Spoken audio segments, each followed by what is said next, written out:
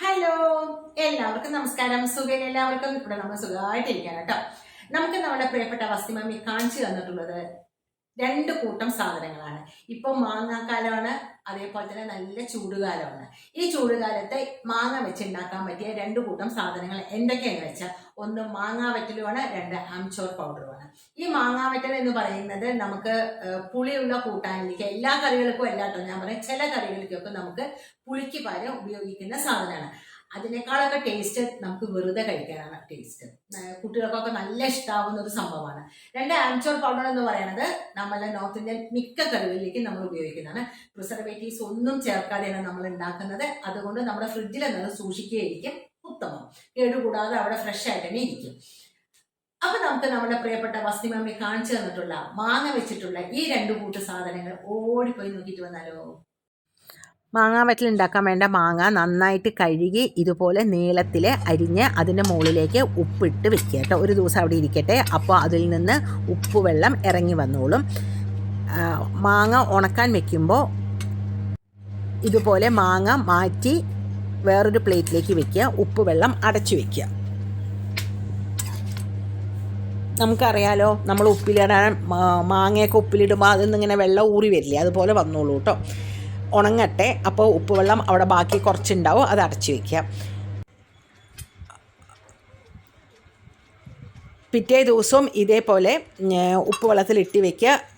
വെയിൽ വരുമ്പോൾ മാങ്ങ എടുത്ത് ഉണക്കാൻ വയ്ക്കുക, ഉപ്പ് വെള്ളം അവിടെ അടച്ചു വയ്ക്കുക. ഇത് 2-3 ദിവസം കഴിയുമ്പോൾ ആ ഉപ്പ് വെള്ളം കഴിയും. നമ്മൾ തൈർ മുളകൊക്കെ ഉണ്ടാക്കാൻ വെക്കില്ലേ, അതുപോലെ തന്നെ ആദ്യം തൈരിൽ മുളകിട്ട് വെക്കും, അത് കഴിഞ്ഞാൽ ആ മുളക് എടുത്ത് ഉണക്കാൻ വെക്കും, വീണ്ടും ആ തൈരിലേക്ക് ഇടും. അങ്ങനെയാണല്ലോ നമ്മൾ ചെയ്യുക, അതേപോലെ തന്നെയാണ് കേട്ടോ ഇതും ചെയ്യേണ്ടത്.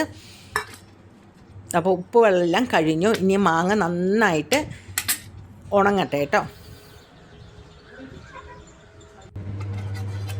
ഒരുവിധം മാങ്ങ ഉണങ്ങി കിട്ടിയിട്ടുണ്ട്.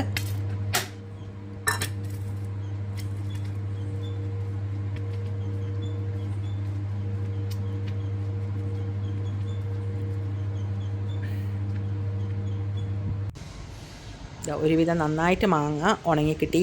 ഈ വെയിലത്തൊക്കെ നന്നായിട്ട് പെട്ടെന്ന് ഉണങ്ങി കിട്ടും കേട്ടോ. നല്ല ക്രിസ്പായിട്ട് വന്നിട്ടുണ്ട്. ഒരു എയർ ടൈറ്റ് കണ്ടെയ്നറിൽ നമുക്കത് സൂക്ഷിച്ച് വെക്കാവുന്നതാണ്.